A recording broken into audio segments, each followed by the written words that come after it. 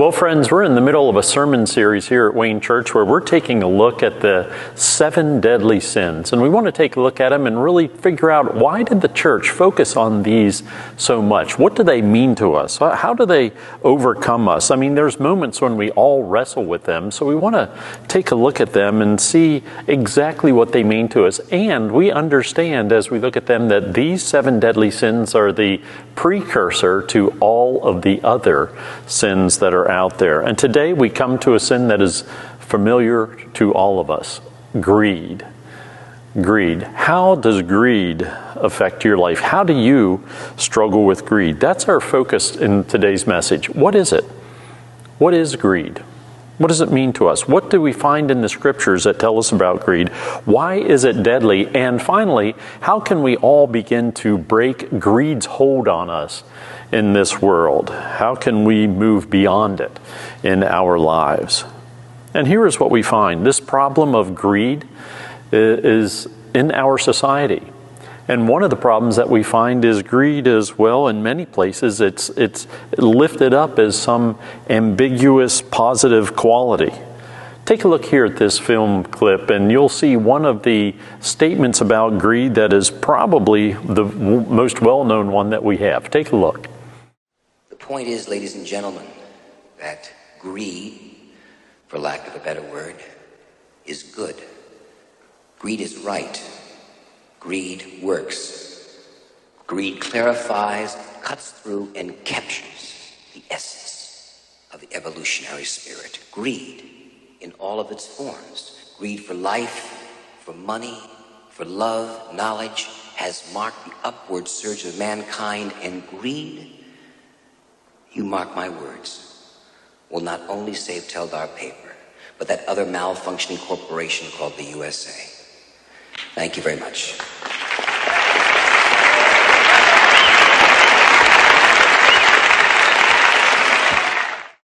Friends, that clip is from the 1987 movie Wall Street. And in that movie, Michael Douglas chillingly portrays this Wall Street financier, and he preaches and he teaches that greed is good. Greed works. Strive for it. Greed will save you. Those are chilling words. But on the other hand, we have another look at this. There's a sociologist by the name of Andrew Greeley. Andrew Greeley was a journalist. Andrew Greeley was he was a novelist. He was also a sociology professor at University of Arizona and the University of Chicago. But even more notably, Andrew Greeley was a Catholic priest. And in 2004, nearly 20 years after the movie Wall Street came out, Andrew Greeley wrote an article in the Chicago Sun-Times, and he called it, America's Disease is Greed. And amazingly, 2004 was just a few years prior to that great national financial tragedy that we had in this country. And here's what Andrew Greeley said. Follow along. The most serious spiritual problem in the country today is reckless and untrammeled greed. Andrew goes on to say that greed has become a materialistic sickness that has infected our society. It has infected us. He calls it a malignancy that has caused us to wonder, is there any end to it? Now, all of the world's major religions have no illusions about greed and the problem of greed, although some have succumbed to it, as we have witnessed in the world of TV evangelism and the emergence of the prosperity gospel in those places.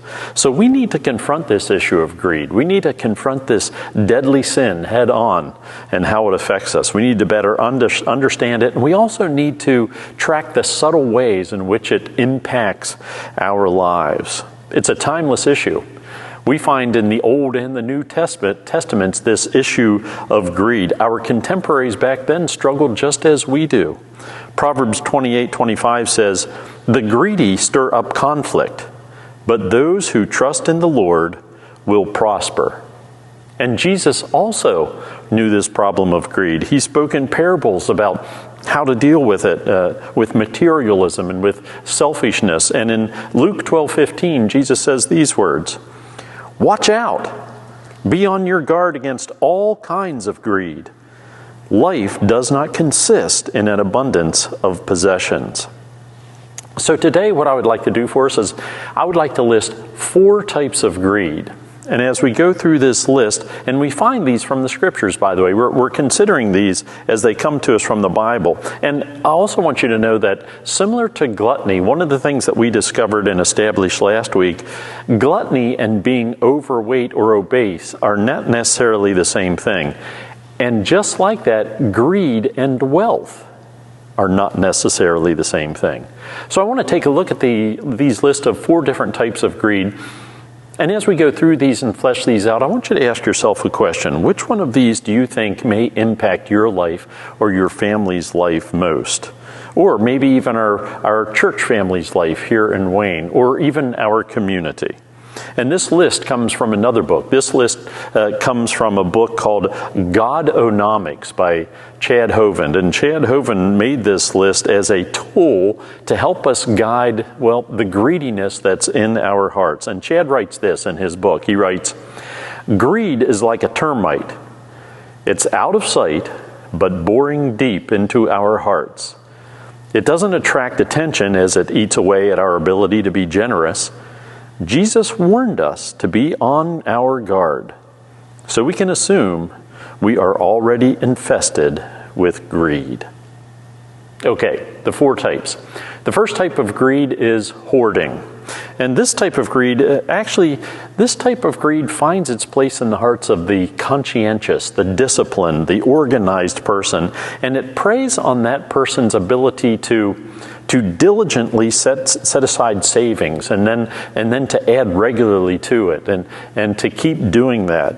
Of course, this is something that we should all be doing. There's no doubt that we are meant to save or meant to plan for the future and do those things. However, when greed gets a hold of the life of the hoarder, well, it leads them to believe that they can't be generous with their money anymore. They can't be generous until they have set enough aside for themselves to ensure their own future comfort. The hoarder is very, very insecure about the future. They have a willingness to trust money. They have a willingness to trust things before they will trust God. And that drives them to ignore the needs of other people. Hoarding is a dangerous kind of greed. You see, their first responsibility is to amass enough assets, to amass enough money or funds or accounts in order to secure what they will assume to be a safe future.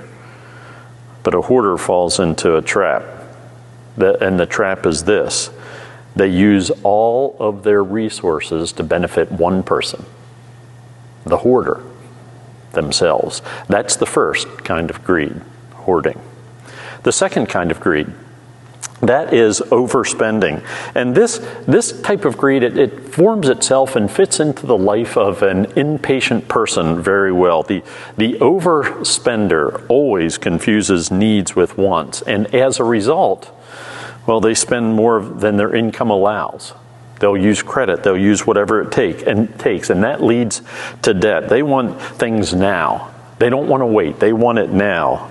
And they're going to avoid whatever it takes to have to wait. They will do whatever it takes.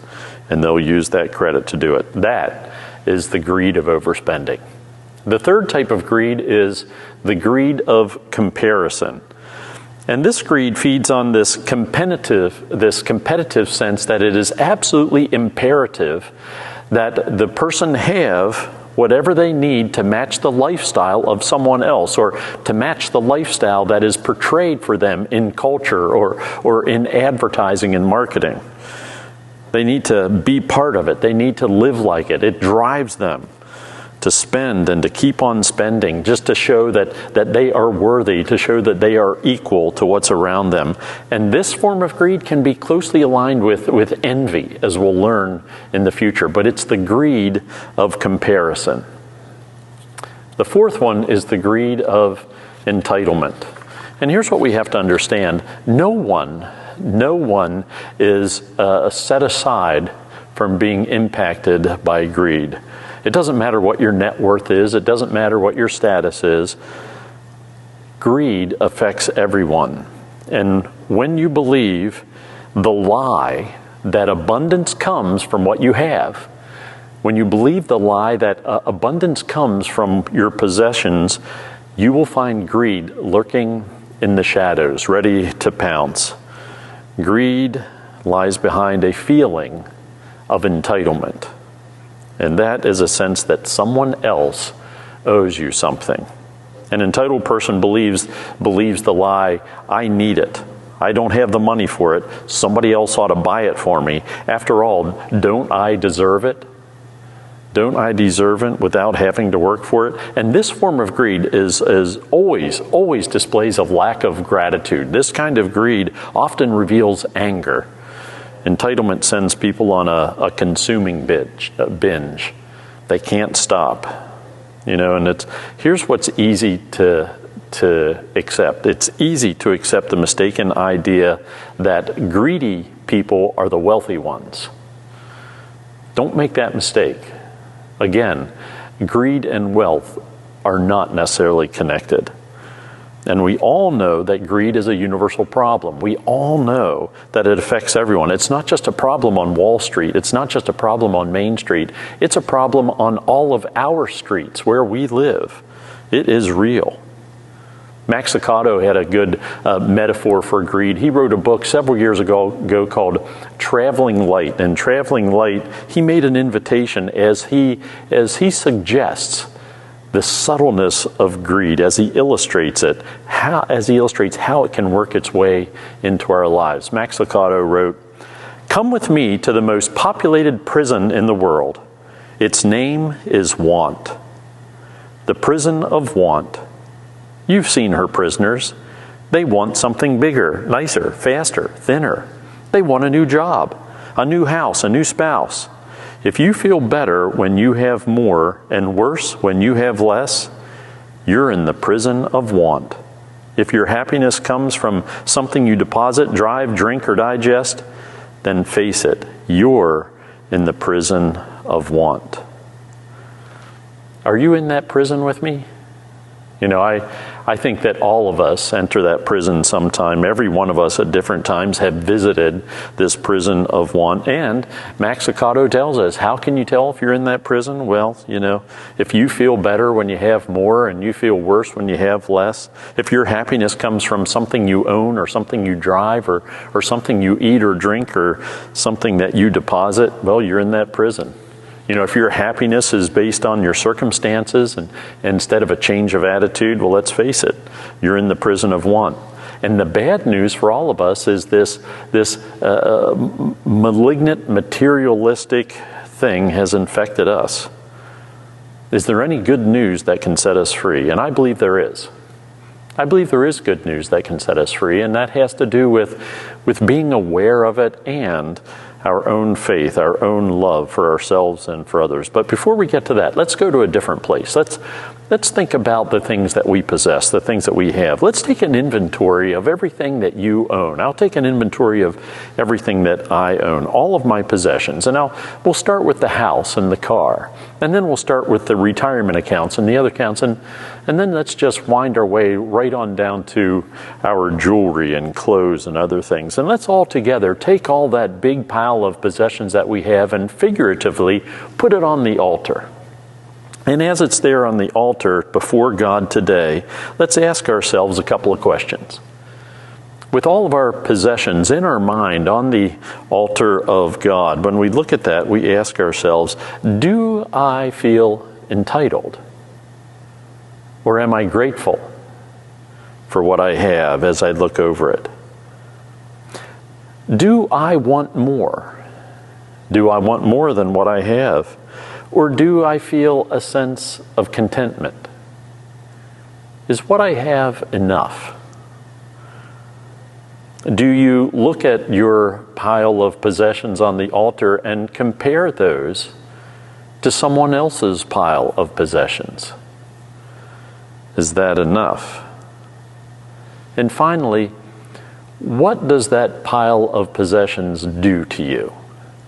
What does it mean to you? What does that pile of possessions say about you as who you really are? Friends, these are great questions. These are very good questions. And what I want to give to you now are two biblical laws that are given to us that reflect on these questions we just asked. And this is really good news. And this first biblical law that applies to this is, well, it has to do with what we just asked ourselves, and that is, God does not know us by the possessions that we have. You are not the sum total of the car you drive and the house you live in and the clothes that you wear, the jewelry that you wear, your savings account. You're not sum total of even the debt that you possess. God knows you for who you are. God knows you for what possesses you, not for what you possess.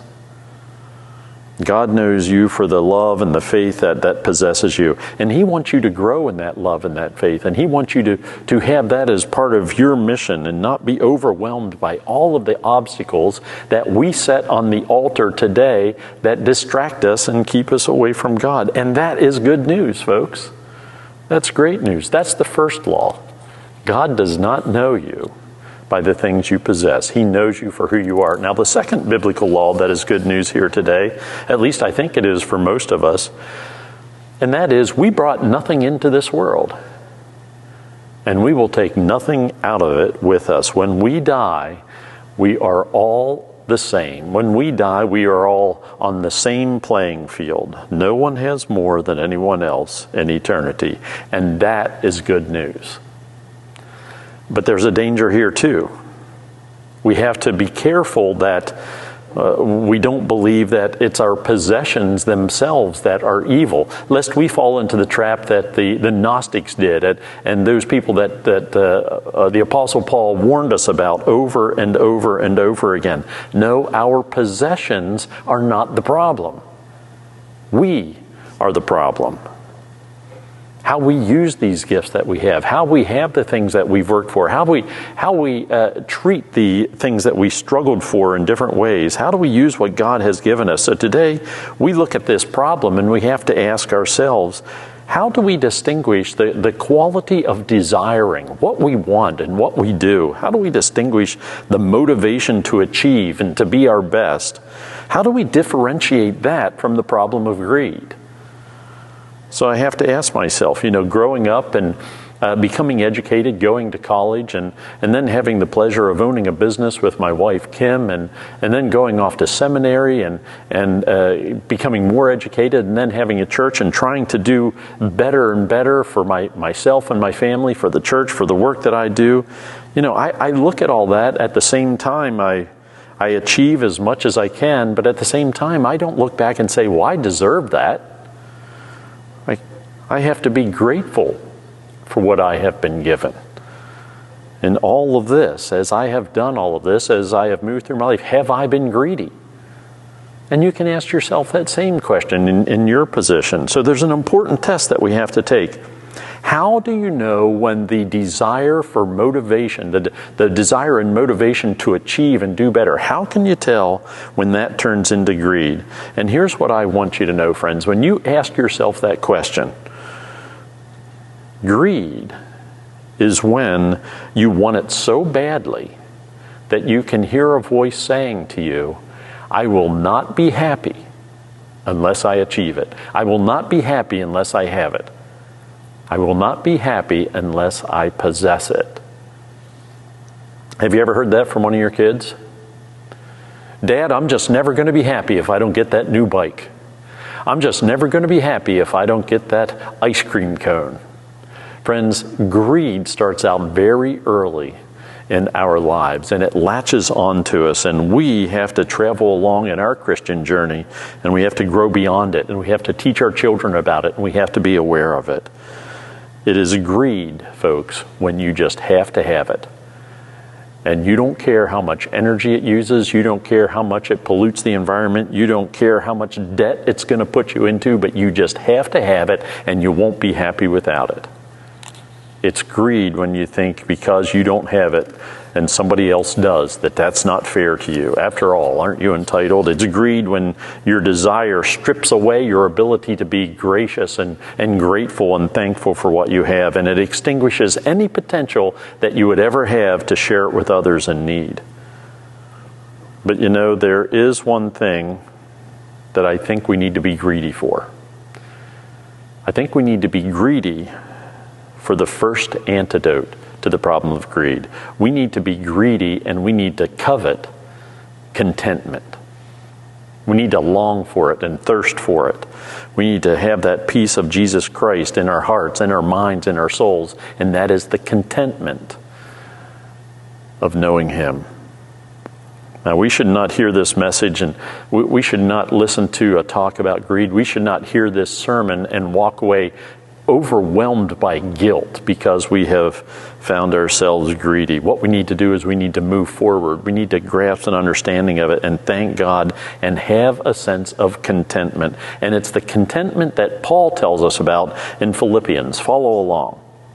I know what it is to be in need, and I know what it is to have plenty. I have learned the secret of being content in any and every situation, whether well-fed or hungry, whether living in plenty or in want. I can do all this through Him who gives me strength. Friends, that is contentment. And Paul taught this to the early church. He taught it to these new fledgling Christians about how to be content. But the thing I want to ask is, what really keeps you from being content? What distracts you in this world? What pulls you away from being content in Christ? Is it wanting more? Is it just one more thing and then it'll be enough? And I ask myself that, and I wonder, why can't I find contentment in the things that I have? I ask myself these questions. Why do I always think I need more? Friends, do not let greed get in the way of your sense of contentment. Greed will forever leave us discontent. It's no way to live. It's no way to die. And we have to be careful because the older we get, we have a tendency to focus more and more on ourselves. The older we get, the more we tend to worry about those last days. We worry, and what happens is it turns our focus in on ourselves, and that fuels this condition of greed. Excessive worry helps us to become self-centered, and we have to be aware of that. Now, the second antidote to greed, first it is to be hungry and long for and seek contentment. The second antidote to greed is generosity.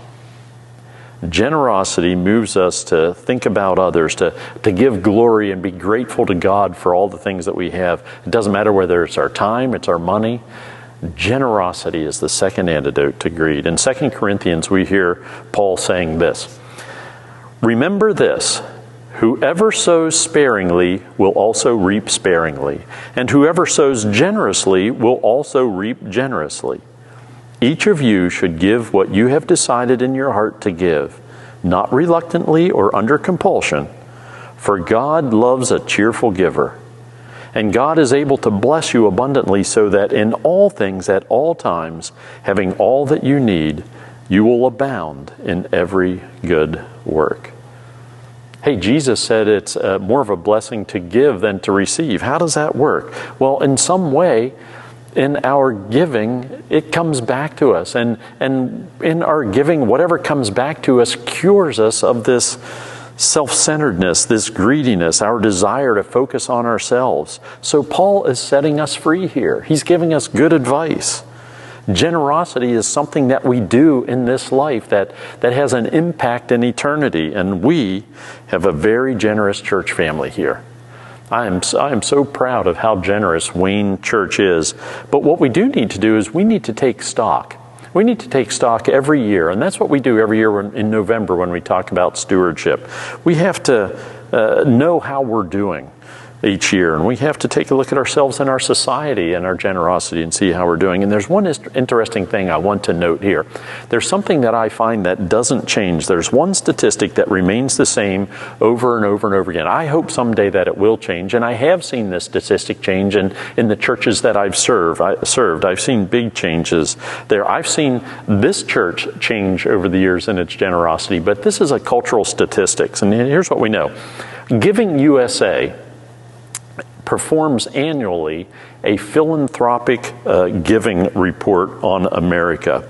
And what those statistics show in the giving report are absolutely amazing. Those statistics show that those who have less give more, and those who have more give less. Now, first of all, what the report shows is that those people who make $50,000 or less, they, on a yearly average, give 5.9% of their income. And here's another interesting thing I found in there. Mississippi. Mississippi is the poorest state in America by per capita income. It is the poorest state. And it always shows up in the top 2 or 3 as the most generous state in giving per capita. How can that be? How can that be that the poorest state in the country is always in the top 2 or 3 in per capita generosity?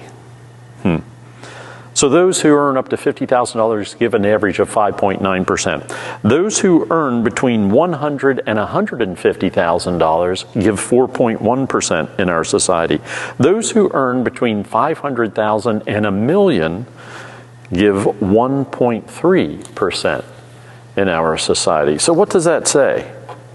I think what it tells us is there is a dynamic component here to the sin of greed that compels those who have more to want to give less. And it's our challenge to overcome that dynamic. And friends, we wouldn't be the church that we are today. We wouldn't be this vital force in the community. Or we won't be the church that we could be in the future unless we continue to work on overcoming that dynamic and continually making ourselves aware at. If we don't continue to practice generosity as a goal and as a tool in our lives, because that's what generosity is all about. That's what Paul is telling us here. And you know, in so many ways, I'm amazed by the generosity of the church, the generosity that we experience here in this Wayne Church family, and the faithful giving and the pledging that takes place here every year. And it's not just with our annual pledges and then following through on those pledges. It's the Christmas challenge. This past year, over $38,000 came in on Christmas Eve, and that goes right back out into the community. So many give generously here of themselves and their resources. And as we seek to fulfill our mission of loving and serving through Christ, lives are changed. Great things happen. And very soon our church is going to be undertaking a renewal project. So many of you have noticed the steeple and the columns out front. Some of our windows don't work. There's going to be a project that's undertaking to take care of those things. And once again, we're going to be called to be generous and to participate. And in that, we'll be preparing our church for a bright new future in ministry. It's so exciting. You know, your finance team, your leadership, your trustees have all come together and working diligently to learn what this looks like for us in the future. Several of you, I'm amazed, several of you have caught wind of it, or you've seen that the steeple needed fix, and you've come for no reason. You weren't even asked, and you said, I want to play a role in this, I want to help, and you've already given the seed money to start making this happen. It's amazing to me how generous everyone is. And actually, there's somebody I want to introduce you to now. You see these people on your screen right now. That is Bob and Doris. Bob and Doris were members here of the Wayne Church family for many decades. They raised their kids here. Bob had a business here in downtown Wayne. They spent life here. And, you know, I think they were very, very generous people. They played a role in the church and did so many wonderful things. Now, I have to tell you, I never met Bob and Doris. They had come and gone long before I became a pastor here, but I did talk to them on the phone. I talked to them on the phone since in the past 6 years since I've been your pastor, and they were just delightful people. But here's what I want you to know about Bob and Doris. Bob and Doris, after they moved away, I believe it was sometime in the early 90s, maybe the late 80s, they moved into a retirement place down south and were enjoying the warm weather. But what they did is they set aside a trust. And this trust had a purpose. What they did is they set aside a sum of money, and they decided, we're going to live off a certain portion of this money, and then we're going to leave whatever's left when we die. We're going to leave that to the church. And that's exactly what Bob and Doris did. Bob and Doris decided to take out 8% a year and live on that, and whatever was left, that would be for the church when they pass away. Now, Bob and Doris both lived to be over 100 years old. They were very interesting conversations that I had with them over the past 5 years. When I would call on a birthday or just for no reason at all, we would end up talking. And Doris recently passed away just the end of 2021. Bob preceded her a year or two before that. And what I want you to know that in their generosity, they were thinking of you. And what Bob and Doris did was, in using just what they needed to get by, they left the church a very substantial gift. Now, that gift has parameters around it. They wish that we would protect the principal and just use the income in order to help do ministry here. And that's exactly what the leaders of our church will do. They will treat that gift with respect and do that. But here's what I want you to know. The legacy of Bob and Doris, the faith and the love that they had, their generosity, their willingness to be content in those years of their lives, have left a legacy here at the church which will change lives and perform ministry in this community that we would not be able to do. And you know, it's interesting, every year when stewardship comes around, I talk about tithing and giving 10%, and I make a statement that I have always believed in. I said, there's a lot of us struggle to tithe throughout our lives, but there's one thing that we can all do, and that is, well, when we leave this planet, we can tithe with what's left behind. We can leave 10% of our estate and put it in our will. We'll leave 10% to the church, and well, our children and everyone else, they'll be okay with 90%. But when we do that, it leaves a legacy. And it leaves a legacy of love and faith that moves the church into a better place. And I think we should all be challenged and be a little bit more like Bob and Doris, because it's these kind of legacy gifts that change lives in the community. And the truth is, every one of us can play a role in it. It doesn't matter if we just have a little bit of money or we have a lot of money. Every one of us can play a role in this.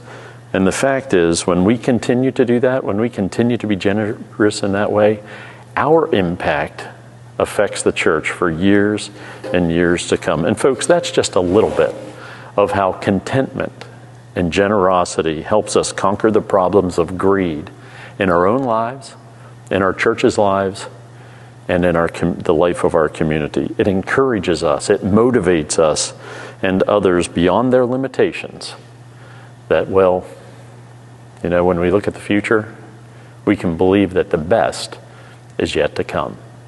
That is how we overcome greed. Let's pray. Gracious God, loving God, forgiving God, you are a God who has given us life. You are the God who sent Jesus Christ into the world that we might have life eternal.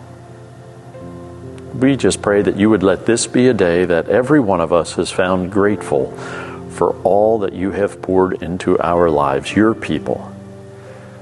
Lord, would you strengthen us and encourage us in a way that we find ourselves hungry for the contentment that only you can provide. Would you teach us your ways and lead us in generosity, that as we sow generously, we may also reap generously. And Lord, as we find ourselves amazed at the generous ways of your people, we give praise and profound thanks for the legacies of love and faith of those who have gone before us. And those legacies which are being made this very day, right now, which will impact your church in the future. And in the face of our own mortality, Lord, just call us to ponder our own legacy, our own giving, our own generosity, and our own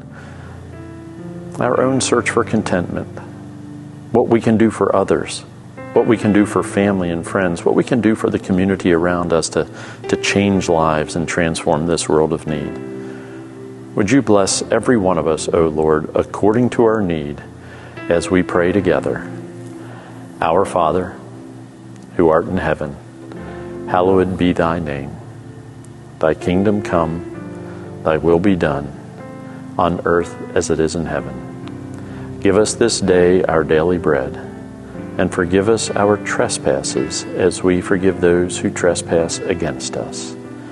And lead us not into temptation, but deliver us from evil. For thine is the kingdom, and the power, and the glory forever. Amen.